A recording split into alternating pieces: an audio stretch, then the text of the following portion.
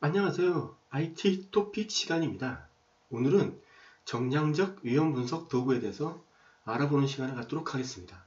우리가 위험 분석을 하면 항상 나오는 게 위험 분석을 하면 정성적이 나오고 정량적이 나오죠. 정량적. 이 두 개의 차이점은 정성적은 항상 확률을 따지는 거죠. 확률. 발생할 확률. PI 매트릭스. PI 매트릭스를 따지는 거죠. 어떤 거냐면 P가 프로바빌리티에서 발생 확률, 발생 가능성 곱하기 그게 발생했을 때 회사에 미치는 임팩트, 영향도, 어떤 문제, 위협 같은 거 있잖아요.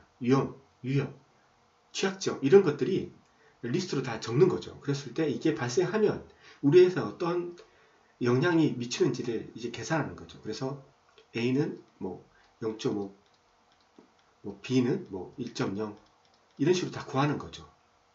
자, 이렇게 수치화시키면 확률적으로 수치화시키면 우선순위를 알 수 있잖아요. 우선순위를 여기서 보면 B가 A보다 발생 확률이 높은 거죠. 그러면 기업에서는 정량적 분석을 B한테 실시할 수 있는 거죠. 정량적 분석은 돈이 많이 들어요. 그리고 시간도 많이 걸리고 그 전문가적 인력들도 많이 필요하고 맞죠? 그렇기 때문에 정성적 위험 분석, 그러니까 회사에서 나올 수 있는 회사에서 예측 가능한 위협이나 취약점을 가지고 모두 정량적 분석을 하기에는 힘들어요. 그렇겠죠? 근데 이런 식으로 하는 거죠. 우선순위를 먼저 따지는 거죠. 그랬을 때 우선순위 1에서 3위, 1등에서 3등까지만 이 세 개만 다시 한번 좀 더 구체적으로 한번 조사를 한번 해보자. 발생했을 때 정말 우리 회사에 어떤 피해가 있는지 금액을 한번 산출해보자. 이때 이제 얘들만 우선순위가 높은 얘들만 정량적 위험 분석을 실시하는 거죠. 예, 크게 따지면 정성적과 정량적은 이렇게 구분을 할 수 있는 거죠. 자, 오늘은 정량적 위험 분석에 대해서 툴들에 대해서 알아보는 시간을 갖도록 하겠습니다. 정량적 위험 분석 sensitivity analysis, 민감도 분석, expected, monetary, V 빠졌죠. value, analysis, 기대가 분석, decision tree analysis, 제가 발음이 안 좋아요. 네. 결정 트리 분석, 몬테카를로 시뮬레이션, 이것들에 대해서 이제 알아보는 시간을 갖는 거죠. 정량적 위험 분석에 이 4개가 있다. 그 다음에 각각이 어떤 의미를 갖는다. 그 정도만 아시면 되는 거죠. 예. 자, 먼저 민감도 분석부터. 민감도, sensitivity 분석. 위험이 프로젝트에 미치는 영향을 분석하는 거죠. 영향이 큰 순서대로 배열하는 거죠. 꼭 정성적 위험 분석하고 비슷한 거죠. 위험이 프로젝트에 미치는 영향. 이게 그거잖아요. P. 영향력 곱하기 임팩트, 영향력. 확률 곱하기 I. 분석하여 영향력이 큰 순서대로 배열을 하는 거죠. 이렇게. 여러 가지 위험 중 나머지 위험들은 기준값을 고정시킨 상태에서 이런 게 있어요. 이건 그냥 제가 예를 들기 위해서 가져온 거기 때문에 맞는지 모르겠는데 오일 가격이 있고 가스 가격이 있어요. 그 다음에 익스체인지 레이트가 있고 뭐 에리어, GOR 뭐 이런 게 있어요. 위험 같은 게 있는데 먼저 얘들 값을 기본적으로 평균 값을 딱 고정시키죠. 얘들 딱 고정시키고 고정시켰을 때 오일 프라이스 이 값만 바꾸면 우리 회사에 얼만큼의 위험이 있는지를 한번 알아보는 거죠. 다른 애들은 다 기본으로 다 맞춰놓고 값을 변동 안 시키고 딱 고정시켜요. 값을. 그리고 오일 프라이스만 가지고 한번 값을 위험을 분석하는 거죠. 이렇게 줬을 때 이게 얼만큼의 우리한테 회사에 발생 확률이 얼만큼 큰지 이를 구하는 거죠. 그 다음에 얘를 구했으면 또 얘하고 얘들을 다 값을 고정시키고 얘의 값만 이제 이렇게 주면서 바꾸면서 이제 확률을 따지는 거죠. 발생 확률을 따지는 거죠. 영향도를. 이렇게 해서 가장 큰 영향도를 갖추는 애들부터 이렇게 그림을 그리는 거죠. 가장 크기 때문에 이런 식의 그림이 될 수밖에 없잖아요. 이런 식의. 맞죠? 이런 식의 그래서 이런 식의 그림이 토네이도 그림하고 똑같아. 미국에서는 이제 토네이도라고 부르잖아요. 그거와 똑같이 해서 민감도 분석, 센시티비티라고도 부르고 토네이도라고 부르거든요. 그래서 센시티비티, 토네이도 이렇게 외우는 게 편하죠. 이런 모양. 여러 가지 위험 중 나머지 위험들은 기준값에 고정시키고 특정 위험의 변화가 프로젝트 목표에 미치는 영향을 분석하는 기법. 이렇게 하면 이제 영향력이 큰 것부터 이제 차례로 찾을 수 있는 거죠. 네. 이게 민감도 분석. 민감도. 이거죠. 네.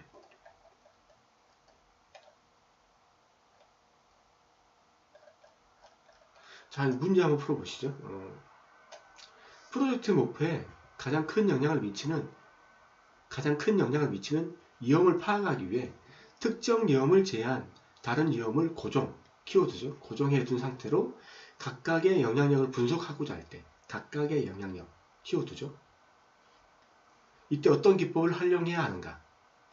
민감도 분석 또는 토네이도.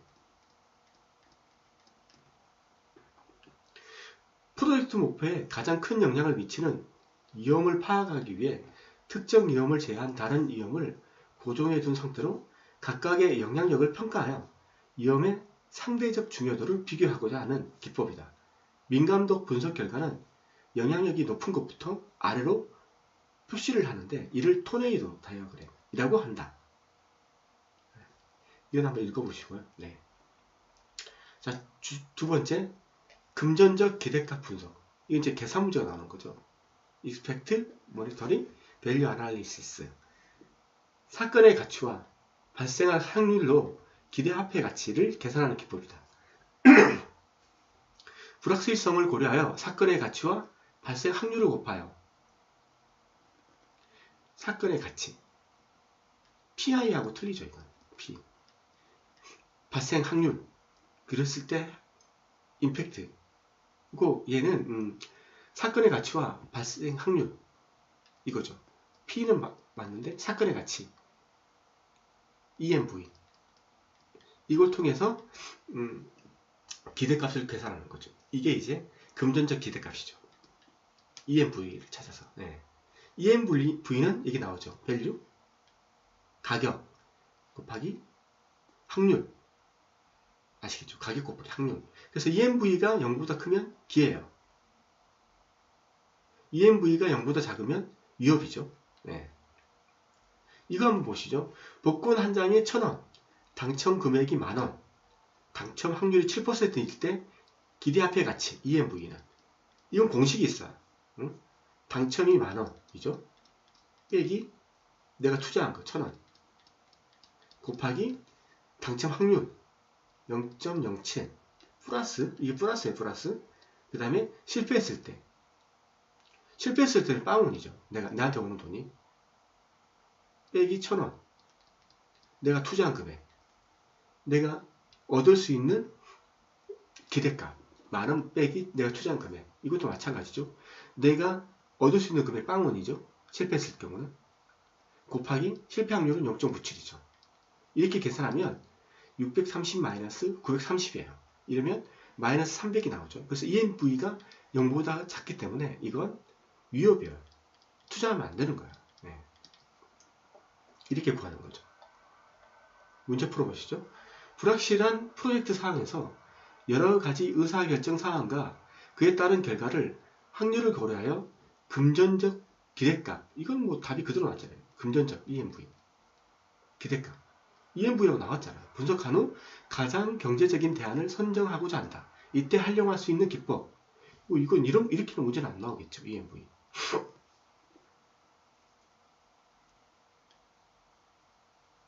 답이 없네? 아닌데? 이건 제가 잘못한 것 같아요. 이건 아니고 제가 잘못한 것 같고 이 문제 제가 고칠게요. 이건 뭐 EMV죠. EMV. 예. 이게 답이 없는 거죠. 죄송합니다. 제가 나름 준비한다고 했는데 이건 오타를 쳤네요. 이거 다시 제가 고쳐 놓을게요. 이 문제 잘못됐고 이 금전적 기대값이니까 EMV죠. 예. 기대값. Expected Monetary Value. 예. EMV. 자, 조직에서 오래 이렇게 문제가 이런 식의 문제가 나오는 EMV 문제죠. 조직에서 오래 이것을 신사업에 투자하기로 결정하였다. 만약 성공하게 된다면 이거 매출이 발생한다. 성공하면 이거 확률은 60%다. 실패했을 경우 투자금 전체를 잃게 되면 EMV는 내가 얻게 될 기대감 그리고 내가 투자한 금액 투자확률 0.6 플러스 실패했을 때 투자 금액 전체를 잃는다. 빵원 나한테 이익은 하나도 없어. 내가 투자한 금액 얼마야? 200 곱하기 0.4 이거 계산하면 되는 거죠. 그래서 300 곱하기 0.6은 3618 이게 나오는 거죠. 플러스 마이너스 그 다음에 이게 마이너스 248 맞죠? 248 이게 나오는 거죠. 그러면 100이 나오는 거죠. 100 EMV가 0보다 크죠? 그럼 이제 투자해도 된다는 거죠. 뭐 이렇게 뭐 계산한다는 거 얘기하는 거니까 같은 말이죠. 자, 의사결정 나무 트리, 디시전 트리 어널리시스. 확률을 고려하여 기대값을 계산하고 이를 의사결정에 반영. EMV가 가장 큰 값. 이거 EMV가 가장 큰 값이에요. 네. 의사결정 EMV가. 위험의 상호작용을 통합해서 분석하는 대표적인 정량적 이론 분석 기법. 어떤 거냐면 내가 구입을 할 거죠. 아파트, 오피스, 웨어하우스. 내가 이제 세 개 중에 뭘 사야 돼. 그래서 이제 기대값을 구하는 거죠. 세 개. 자, 아파트를 사면 나한테 유리한 점, 유리했을 때 그 금액, 불리했을 때, 그러니까 좋았을 때, 안 좋았을 때 이렇게 구하는 거죠. 좋았을 때는 5만 불, 나빴을 때는 3만 불 벌어들일 수 있는 거죠. 오피스 빌딩은 좋았을 때는 10만 불을 벌어들이는데 불황이거나 나빴을 때는 적자가 나요. 그 다음에 웨어하우스 살려고 하는데 호황이면 3만 불 벌고 불황이면 1만 불 벌어요. 그럼 어떤 걸 살 것이냐? 이거는 이제 여기서 가장 우선순위가 높은 게 뭐냐를 찾는 거죠.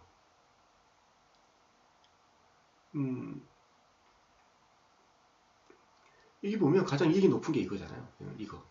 오피스 빌딩 사는 거죠. 오피스 빌딩 사는 거죠. 가장 이익이 높으니까. 가장 높잖아요. 가장 큰 값. EMV가 가장 큰 값. 의사결정. 이거 의사결정 하는 거예요. 오피스 빌딩. 이렇게. 결정하죠? 오피스 빌딩. 이게 이제 의사결정 나무 분석이에요. 그러니까 EMV를 구하는 거예요. EMV를 다 구하죠. 그 중에서 EMV가 가장 큰 값.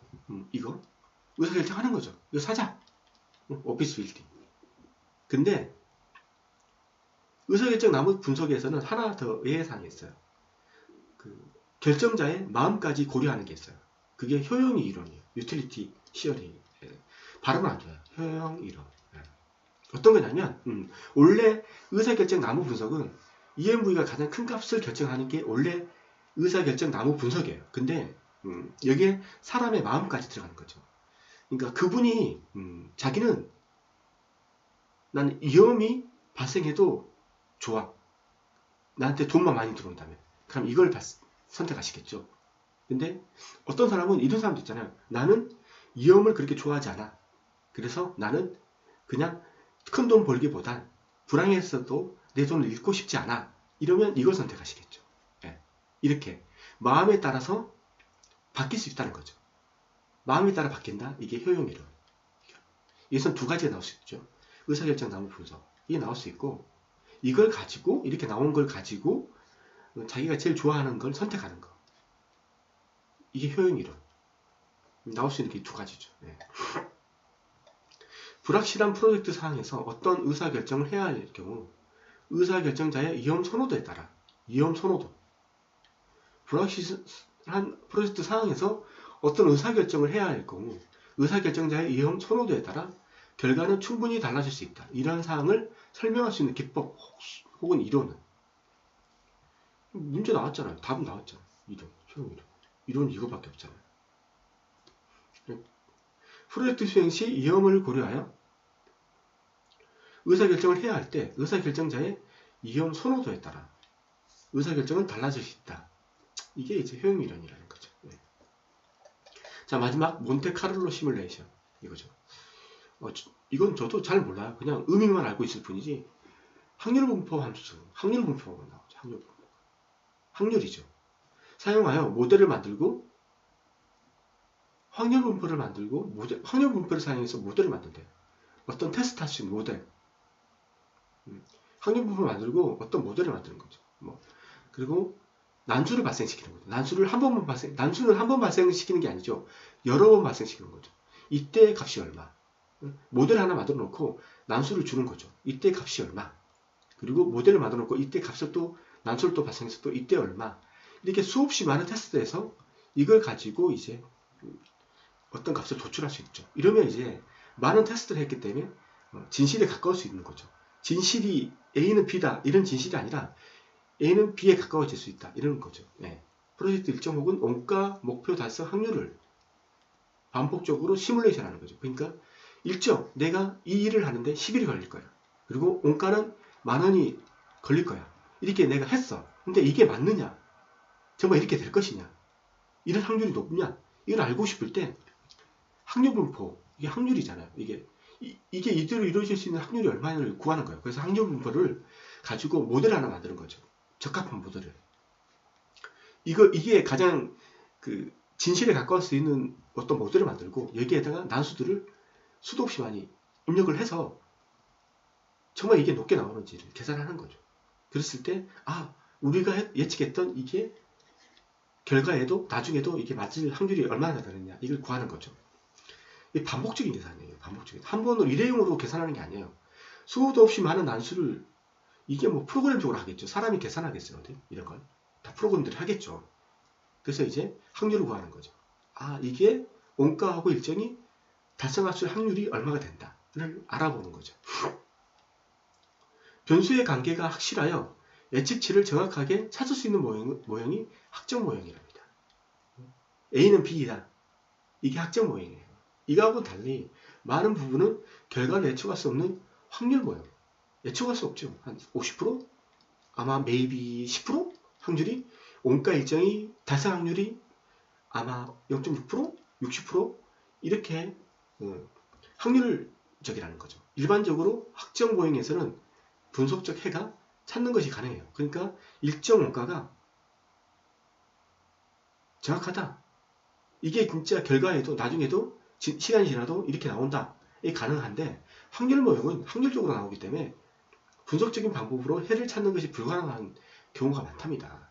세상에 이런 경우가 더 많겠죠. 어떻게 알겠어요? 너 일정 얼마야? 이거 하는데 얼마 걸려? 항상 우리가 듣는 거죠. 우리 항상 그렇게 하죠. maybe 한 10일? 우리는 이제 보수적으로 한 5일 걸려도 10일 걸린다 그러는 거죠. PM이 말도 안 되는 소리 하지 말라고. 7일 걸릴 거 아니냐. 그러니까 이 중간에 해서 8일 정도 걸린다. 해서 4 곱하기 그래서 6, 1 곱하기 10, 4 곱하기 8, 1 곱하기 7, 이렇게 6으로 나눠서 며칠 걸린다. 해서 이렇게 일정을 구하죠. 네, 이런 식으로. 이게 갑자기 뭔지 기억이 안 나요. 이게 뭐 용어로 일정 구할 때 이렇게 구하거든요. 프로그램은 너 며칠 걸려? 10일.